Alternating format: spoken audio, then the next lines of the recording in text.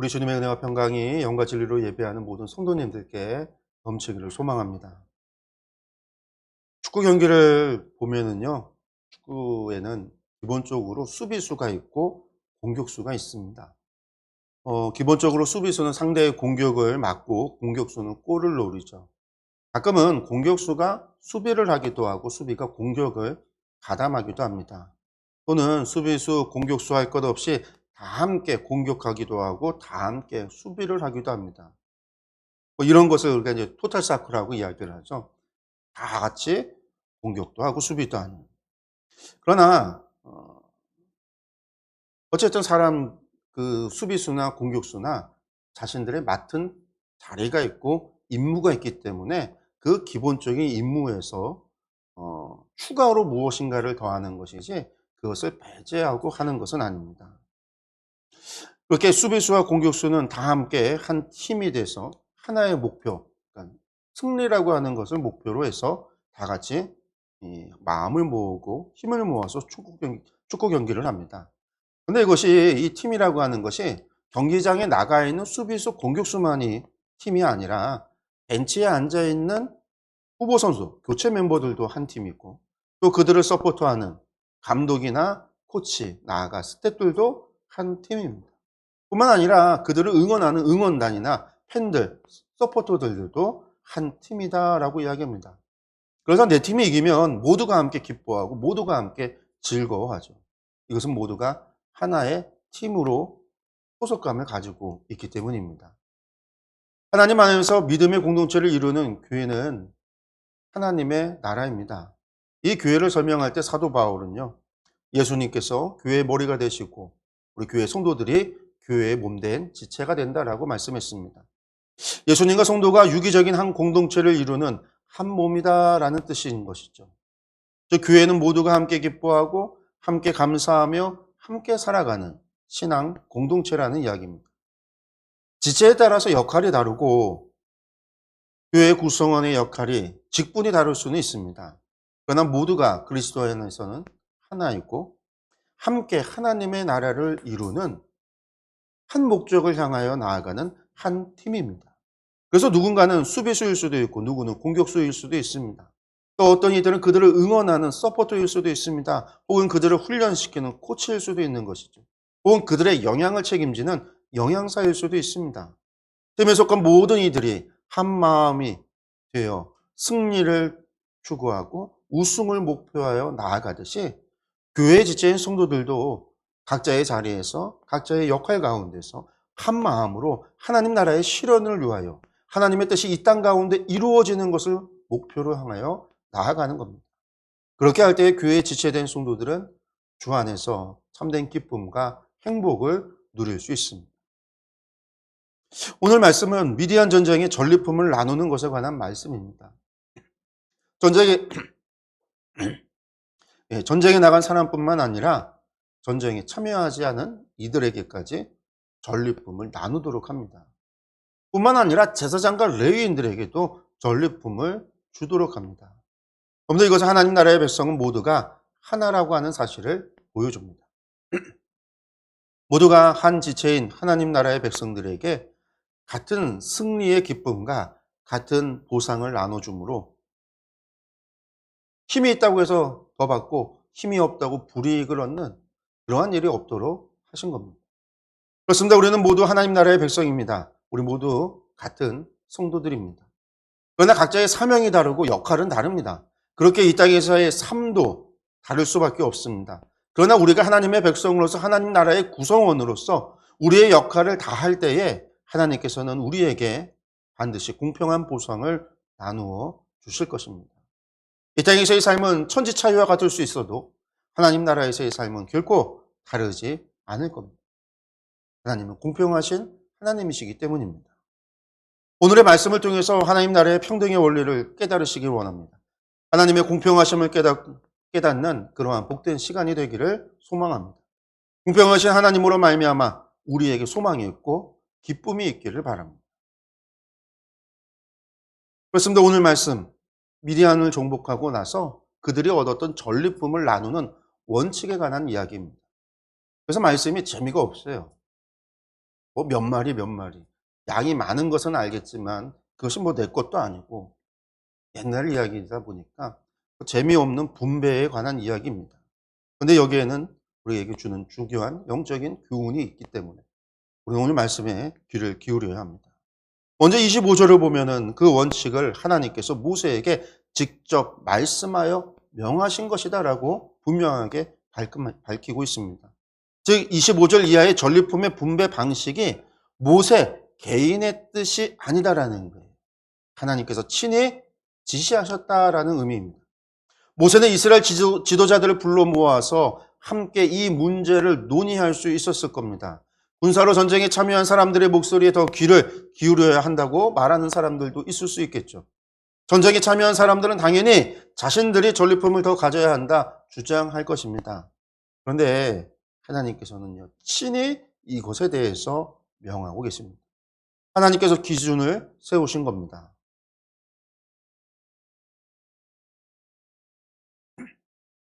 오늘 우리는 민주주의 사회에서 살고 있습니다. 민심이 천심이라 말합니다. 내년에 있는 대통령 선거로 인해서 요즘 또 뉴스가 시끄럽습니다. 대통령을 투표로 뽑는 것이 민주주의 정치 방식 가운데 하나입니다. 대의 민주주의라고 그러는 거죠. 국민이 직접 참여한 것이 아니라 대표를 세워서 하는. 그래서 이제 대통령이나 국회의원을 뽑는 것이 대의 민주주의입니다.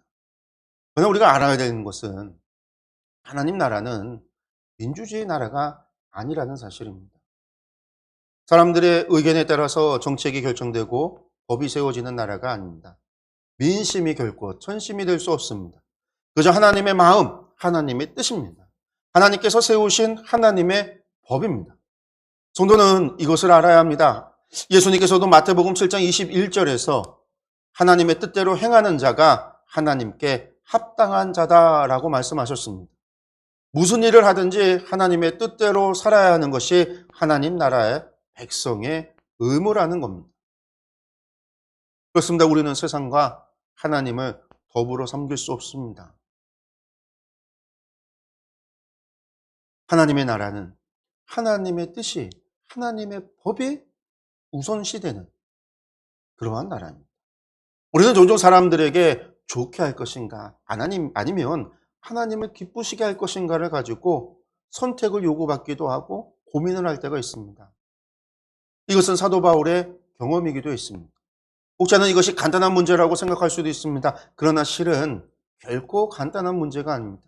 한쪽을 택하면 다른 한쪽은 포기해야 합니다. 주님을 찾아와서 영생에 관해 문의했던 젊은이가 근신하며 돌아갔었던 이유가 무엇입니까?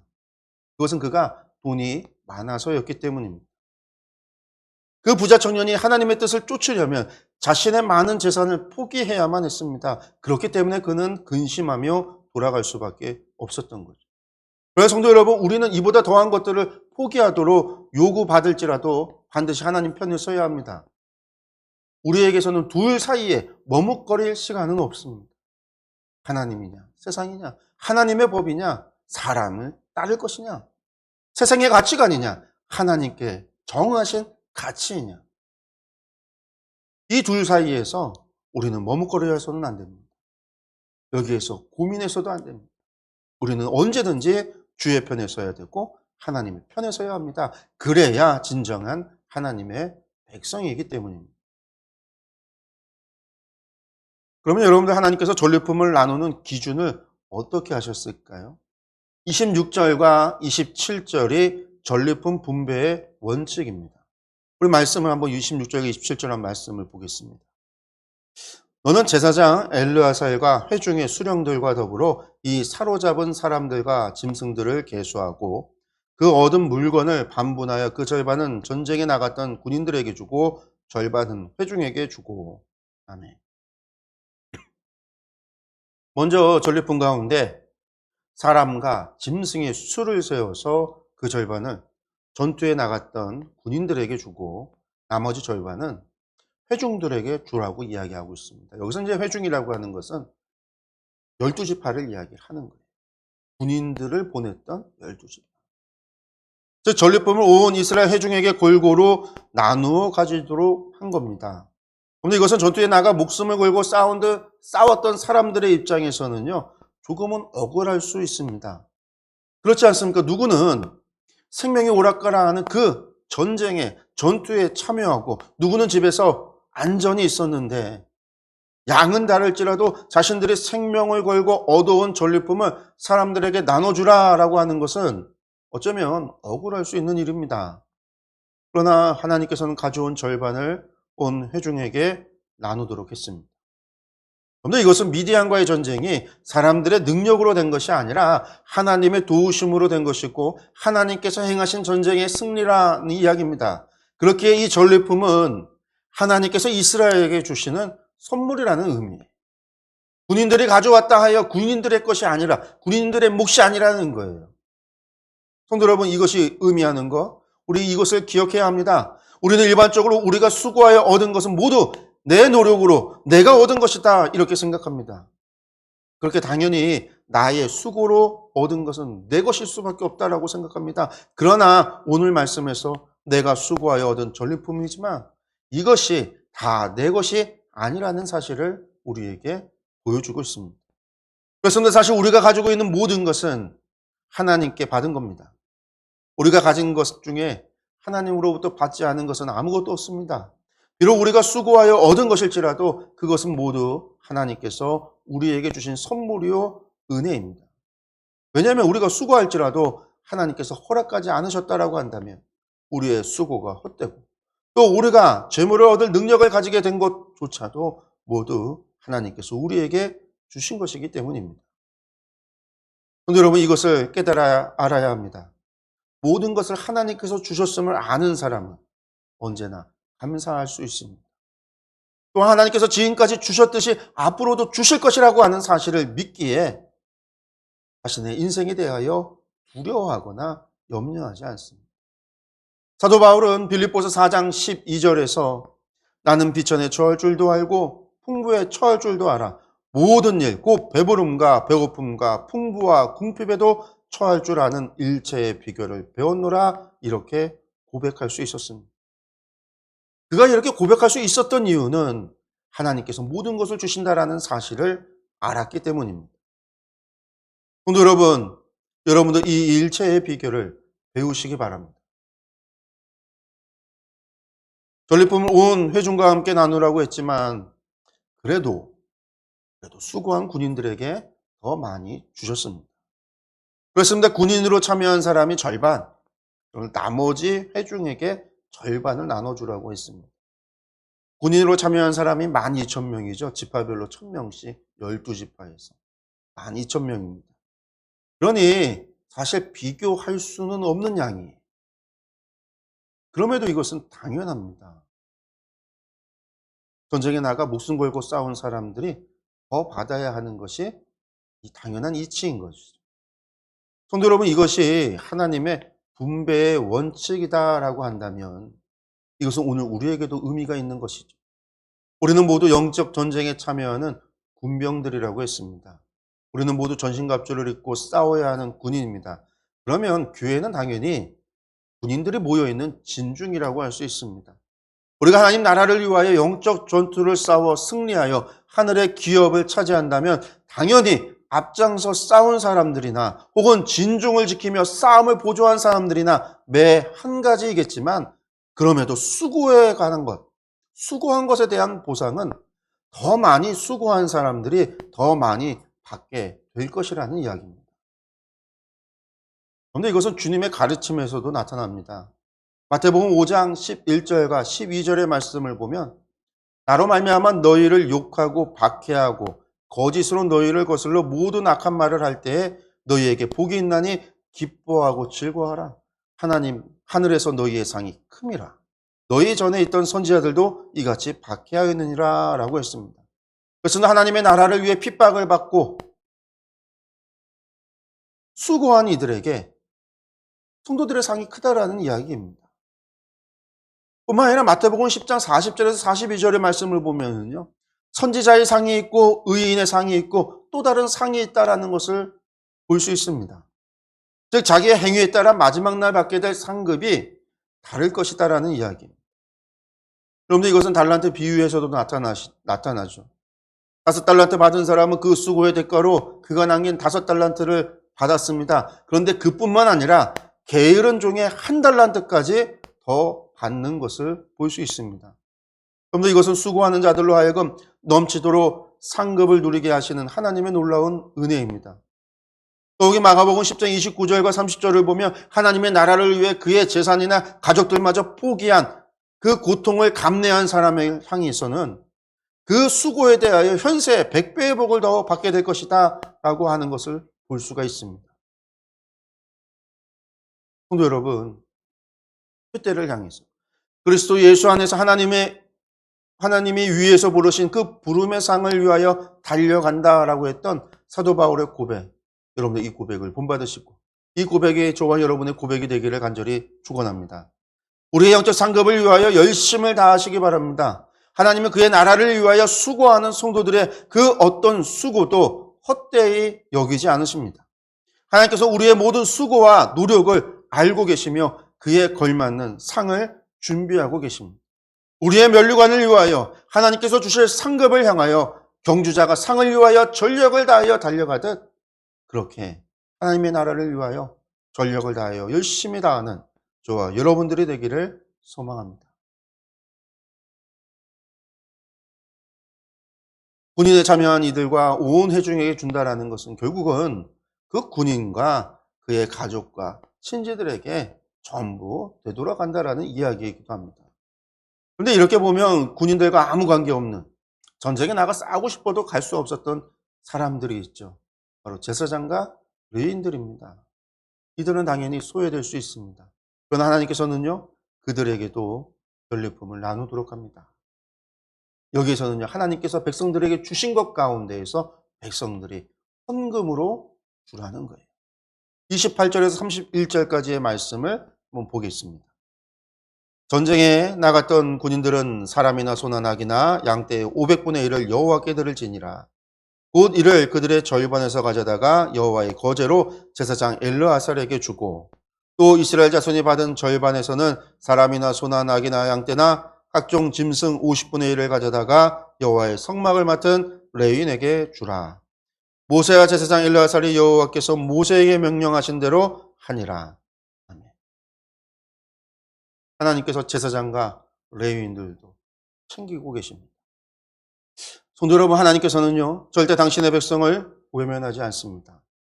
절대 당신의 종들을 소외시키지 않습니다. 다윗은 시편 37편 25절에서 내가 어려서부터 늙기까지 의인이 버림을 당하거나 그의 자손이 결식함을 보지 못하였다라고 고백하는 것을 볼 수 있습니다. 하나님 편에 서고 그분의 뜻대로 살아가고자 힘쓰는 사람들은 일생을 실패하는 법이 없다라는 이야기입니다. 사람이 일꾼을 고용하면 그에 합당한 품삯을 지불합니다. 여러분들 이것이 고용주의 의무입니다. 만약 이를 소홀히 한다면 고용인은 노동력을 착취하는 불의한 사람이 될 것입니다. 사람에 의해 고용된 일꾼들에게 대해서도 그리하거든 하물며 은혜로우신 하나님, 사랑과 자비로우신 그 하나님께서 자신의 일꾼들에게 그 필요를 채우시지 않으시겠습니까? 성도 여러분, 예수님께서는 너희는 먼저 그의 나라와 그의 의를 구하라라고 했습니다. 주의 약속을 신뢰하지 못하는 사람들에게는 이것은 불가능한 명령입니다. 세상 살아가는데 하나님의 나라와 하나님의 의를 구하며 살 수 없다 이야기할 겁니다. 내 코가 석자인데 어떻게 그럴 수 있느냐라고 되물을 겁니다. 내 문제 먼저 해결해 주시면 그 뒤에 하나님의 나라와 하나님의 의를 구하고 그것을 위하여 봉사하겠다 말할 것입니다. 결국은 하나님을 신뢰하지 못하고 예수님의 약속을 믿지 못하기 때문입니다. 아무리 무엇을 먹을까, 무엇을 마실까, 몸을 위하여 무엇을 입을까 염려하지 말라 이렇게 이야기해도 믿음이 없기에 오늘도 무엇을 먹을까를 염려하고 무엇을 마실까를 염려하며 무엇을 입을지를 염려합니다. 그리고 이것을 위하여 하나님께 부르짖어 기도합니다. 그러나 믿음이 없기에 그 기도에 하나님의 응답이 있을리 만무합니다. 오늘 여러분, 하나님을 신뢰하시기 바랍니다. 하나님께서는 당신의 백성을 결코 외면하지 않습니다. 특히 하나님의 나라를 위하여 수고하고 애쓰는 착하고 충성된 종들을 결코 외면하지 않습니다. 제가 주일 설교에 제 이야기를 하지를 않습니다. 오늘 간증을 좀 하자면은요. 예전에 제 첫째 아내가 첫째 우경이를 임신했을 때였습니다. 그때 제가 이제 또 대학원 공부를 하고 있어서 서울에서 이제 대학원 공부를 하고 주말에 교회에서 전도사로 사역을 했습니다. 그때 제가 받은 월급이 50만 원이었어요. 그 50만 원이라고 해봐야 이제 11조 떼고 주일원금 떼고 감사원금 떼면 40만 원도 남질 않아요. 그곳에서 이제 전기세 떼고 수도세 내고 핸드폰 요금 내고 또 제가 이제 대학원을 서울로 다녔으니까 교통비 떼고 나면 한 달에 남는 돈이 10만 원이었습니다. 이런 거 저런 거 다 떼고 이제 10만 원도 안 되는 돈으로 한 달을 저희 두 부부가 살았던 거예요. 그게 먼 때도 아니죠. 한 15년 전 정도 된 것 같아요. 근데 이제 임신을 했으니까 여기에 이제 추가로 병원비가 더 들어가야 합니다. 그래서 이제 월요일에 서울 가면 금요일에 이제 내려오고 기숙사에 있었으니까 들어가면 이제 밥 먹는 문제는 해결이 돼요. 주말에는 교회에 가서 이제 또 교회에서 밥을 먹고 하니까 먹고 사는 거는 먹는 거는 이제 문제가 안 되죠. 아내는 이제 거의 매일 처가에 가서 밥을 먹었으니까 10만 원 가지고도 이제 어떻게 살아갔습니다. 근데 이제 하루는 제가 월요일에 서울에 갔는데 아내가 이제 점심부터 전화가 와서는 전화로 우는 거예요. 이게 인제 하루 종일 울어요. 쪼끔 지나서 전화로 "괜찮냐?" 하면 또 울고요. 전화 걸면 또 울고요. 도저히 걱정이 돼서 안 되겠어서 저녁에 인제 충주로 내려왔습니다. 이제 밤에 도착을 해서 집에 와서 보니까 아내가 거실에 인제 앉아서는 그때까지 인제 울고 있었던 거예요. 하루 종일 울었던 거예요. 왜 그러냐고 인제 물어보니까 이번 주에 산부인과 병원에 가야 하는데 병원비가 없어서 어떻게 하냐면서 나중에 이 애기 낳아도 이것을 어떻게 키우냐면서 걱정이 돼서 울고 있었던 거예요. 사실 그 전주에 교회 부흥회가 있었는데 제가 교회 전도사니까 부흥회에 헌금을 내야 하잖아요. 그러니까 있는 돈 없는 돈 헌금하고 나니까 남은 게 인제 단돈 2만 원. 제가 인제 또 그걸 가지고 서울에 갔었던 거예요, 교통비 하려고. 아내를 보면서 참 속도 상하고 마음도 아프고 그때 인제 아내가 산후 우울증이 왔었던 거예요, 우울증이. 근데 그때는 인제 처음이니까 뭐 알 수가 없는 거죠. 저도 경험해 보질 않았으니까 몰랐던 거예요. '아이를 낳으면 어떻게 키울까? 유산을 해야 하는 것은 아닌가?' 하면서 우는 아내의 손을 붙잡고 그날 밤새 이야기를 했습니다. 우리 결혼할 때 아무것도 없이 결혼해서 지금까지 돈 걱정하면서 산 적이 한 번도 없었습니다. 필요하면 하나님께서 다 채워 주셨어요. 먹고 싶은 거 못 먹은 것이 없었고 갖고 싶은 거 가지지 않은 것이 없었어요. 남들 없는 노트북도 있고 컴퓨터도 있고 전문가용 카메라도 있었고 집도 있고 하나님께서 다 주신 거 다 우리 그렇게 살았다고 밤새 이야기를 했습니다. 그리고 돈도 없고 아내를 또 혼자 둘 수도 없으니까 그 주에 그냥 학교를 안 가고 충주에 있었습니다. 또 수요일에는 당연히 이제 교회에 가서 예배도 드렸어요. 근데 예배 드리고 나오는데 권사님 한 분이 저를 불러요. 그러면서 사모님 맛있는 거 사드리라고 봉투를 주시는데 10만 원이 들어 있었습니다. 얼마나 감사한지. 예, 다음날 아내랑 이제 산부인과도 가고 아내가 먹고 싶은 것도 먹고 그렇게 보냈어요. 근데 여러분들 이게 한두 번이 아니었습니다. 지금까지 그렇게 살았습니다. 엘리야의 까마귀처럼 수많은 까마귀를 보내주셔서 부족한 것을 하나님께서 채워주셨어요. 제가 선교지에 선교사로 나가서 하나님 제가 선교사로서 구걸하지 않겠습니다라고 해서 교회에 가서 구걸하지 않았어요. 선교비 좀 달라고 돌아다니지 않았습니다. 당연히 사역할 돈이 없죠. 생활비밖에 없는데. 근데 그 생활비를 쪼개서 사역을 한 거예요. 뭐 아내가 아들이나 힘들어도 근데 하나님께서 부족한 사역비를 채워줘요. 교회가 후원하지 않으니까 선교사들의 마음을 감동시켜서 모르는 선교사들이 아는 선교사들이 후원해 주는 거예요. 사실 그건 말도 안 되는 거거든요. 선교사들이 선교사를 후원한다는 게.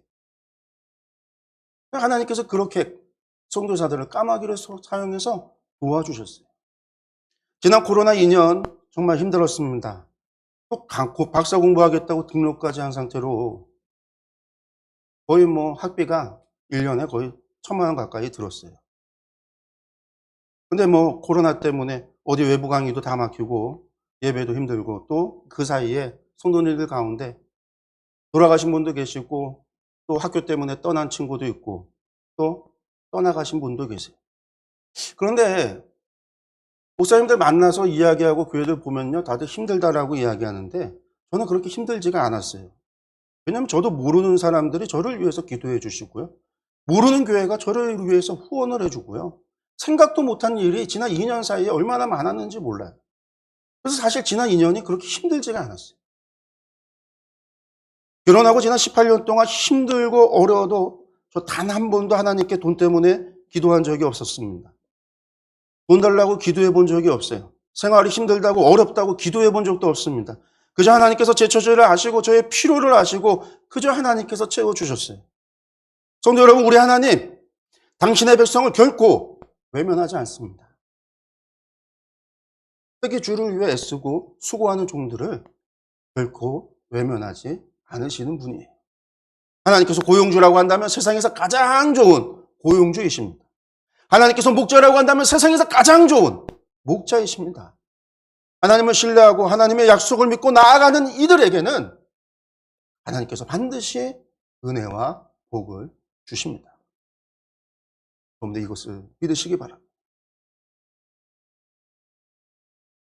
말씀을 보면 32절에서 41절까지는요. 군인들이 받은 전리품의 목록이 나옵니다. 양과 소와 나귀 그리고 포로 되어 살아남은 그 미디안 여인들의 수가 나오죠. 군인들은 전쟁에 참전한 대가로 풍성한 보상을 받았습니다. 그래서 하나님을 위한 모든 수고에는 반드시 하나님의 보상이 따릅니다. 사도 바울은 갈라디아서 6장 7절에서 사람이 무엇으로 심든지 그대로 거둔다 했습니다. 그렇습니다. 심은 대로 거두는 것. 여러분들 이것이 보상의 법칙입니다. 그런데 여러분, 자기 육체를 위해서 심은 사람이 영생을 거두게 되는 이변은 일어나지 않습니다. 하나님은 모든 사람에게 공평하게 그들이 심은 것을 거두도록 하십니다. 주를 위한 수고가 갇힌 까닭이 여기에 있습니다. 그렇습니다. 자기 육체를 위하여 수고해도 남은 것은 아무것도 없습니다. 이 세상도 그 정욕도 모두 지나가기 때문입니다. 오직 주의 뜻을 행하는 사람만이 영원히 거하며 그분을 위하여 수고하는 이들의 수고만이 값진 보상을 따릅니다. 사도 바울이 고백했던 의의 면류관은 오직 주를 위해 수고한 사람들만이 얻는 겁니다. 여러분들 이것을 믿으시고 이것을 소망하시기 바랍니다. 그 면류관을 향하여 우리의 수고를 아끼지 말고 정진해 나아가시길 바랍니다. 42절에서 41절, 7절까지는 회중에게 나누어지는 전리품에 관한 것인 이야기입니다. 그런데 이들은요, 전투에 직접 참여한 것은 아니지만 하나님 나라의 일원으로서 전리품을 받음으로 승리의 기쁨을 함께 나눈 겁니다. 여러분들 이처럼 하나님의 신앙 공동체는 기쁨이나 슬픔, 영광이나 치욕을 함께 나누는 특징이 있습니다. 이러한 신앙 공동체의 특징에 대해서 사도 바울은 고린도전서 12장 26절에서 다음과 같이 말합니다. 만일 한 지체가 고통을 받으면 그 지체가 함께 고통을 받고 모든 지체가 함께 고통을 받고 한 지체가 영광을 얻으면 모든 지체가 함께 즐거워하느니라 라고 했습니다. 하나님 나라의 백성은 고통을 함께하며 영광도 함께합니다. 이것이 우리 교회와 성도들이 기억해야 할 신앙 공동체, 교회 공동체의 원리입니다. 성도 여러분, 짐은 나눌수록 가벼워지고 기쁨은 나눌수록 풍성해진다 했습니다. 우리가 주의 이름을 부르면서도 형제의 괴로움을 외면하면 이기주의자로 살아간다면 여러분들 그것은 부끄럽고 그것은 정말로 회개해야 할 일입니다. 몸의 한 지체가 고통을 받는데 자신은 전혀 고통을 느끼지 못한다라고 한다면 이것은 큰 문제입니다. 이것은 나에게 병이 있거나 내가 교회에 몸된 지체가 아니기 때문입니다. 성도 여러분, 예수님께서는 우리에게 서로 사랑하라 명하셨습니다. 사랑한다는 것은 서로의 감정을 함께하는 것이기도 합니다. 함께 즐거워하고 함께 기뻐하며 또한 함께 슬퍼하고 함께 아파하는 겁니다. 그것이 하나님 나라의 신앙 공동체의 모습입니다. 성도 여러분, 우리 교회가 그러한 교회가 되기를 소망합니다. 우리 서로 사랑하며 함께 기뻐하며 함께 즐거워하며 함께 아파하며 함께 슬퍼하며 함께 힘을 내며 함께 걸어가는 그러한 신앙 공동체가 되기를 간절히 소망합니다. 마지막 48절에서 54절은 군 지휘관들이 하나님께 속죄를 위하여 전리품 가운데에서도 귀금속을 헌금으로 드리는 말씀입니다. 근데 50절을 보니까 여호와께 헌금으로 우리의 생명을 위하여 여호와 앞에 속죄하려고 가져왔다 이렇게 말합니다. 속죄제라고 한다면 소와 양과 비둘기 이런 것들이 제물이 될 것입니다. 근데 여기서 왜 귀금속을 가지고 와서 속죄하려고 하나 우리가 이렇게 생각을 할 수가 있는데요. 그런데 이것은 생명의 속전을 의미하는 겁니다. 생명의 속전은 돈으로 지불하도록 되어 있어요. 출애굽에서 구원받은 이스라엘에게 속전을 요구하기도 했고요. 백성들의 수를 계수하고 레위인들의 수를 계수한 다음에 그 부족한 부분을 속전으로 지불하도록 하기도 했습니다. 성도 여러분, 생명의 속전이 의미하는 것은 정말로 큽니다. 생명의 속전이라는 것은 결국 죄로 인한 영원한 죽음에 이를 수밖에 없는 우리가 구원을 받기 위해서 반드시 생명의 속전을 지불해야 한다라고 하는 의미이기도 합니다. 그래서 예수님께서 당신의 생명으로 우리의 속전을 지불해 주신 겁니다. 우리는 이것을 십자가의 보혈로 우리의 죄값을 지불했다라고 표현을 합니다. 그런데 그것이 속전이에요. 생명의 속전을 지불했다라는 이야기입니다. 그 생명의 속전을 지불한 대가가 예수님의 생명이었습니다. 성도 여러분, 저와 여러분이 죄의 결박에서 벗어나 자유를 얻고 하나님의 백성이 된 것은 모두 예수님께서 우리의 생명을 위한 속전을 지불해 주셨기 때문입니다. 만일 예수님의 희생이 없었다면 우리는 아직까지도 죄 아래에서 사망을 향해 다름질하는 그러한 비참한 인생이 되었을 겁니다. 그러나 오늘 우리가 하나님의 백성으로서 하나님을 예배하고 하나님의 은혜 가운데 살아갈 수 있는 것은 예수님께서 우리를 위하여 생명의 속전이 되어 주셨기 때문입니다. 사랑하는 성도 여러분, 저와 여러분은 이미 생명의 속전을 지불했습니다. 그렇게 우리는 더 이상 죄 아래에 있지 않습니다. 우리는 이미 하나님의 백성이며 그의 자녀입니다. 우리는 모두 그리스도의 몸된 교회의 지체들이며 우리는 모두 하나님 나라의 신앙 공동체이들입니다. 그러므로 이제는 더 이상 죄 가운데 살며 구원의 확신이 없는 불신자의 모습을 벗어버리며 오직 하나님을 신뢰하고 하나님의 약속을 믿으며 하나님의 거룩한 백성으로서 하나님의 자녀로서의 삶을 살아가시기 바랍니다. 우리가 하나님의 백성으로 존재하는 이상 우리의 삶은 하나님께서 책임져 주십니다.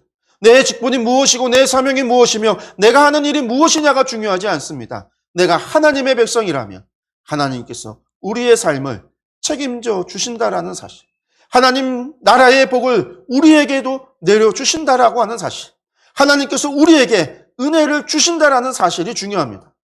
나는 전쟁터에 나아가 싸우지 못해도, 나는 저 선교 현장에 나아가 복음을 전하지 못한다 할지라도 내가 내 있는 자리에서 최선을 다하며 하나님을 섬기고 하나님을 예배하며 주의 말씀에 순종하며 살아갈 때에 하나님께서는 차별 없이 우리에게도 하늘의 복, 하늘의 기업을 우리에게 내려주신다라는 사실입니다. 여러분들 이것을 기억하시기 바랍니다. 우리 하나님 좋으신 분이세요. 기도하겠습니다.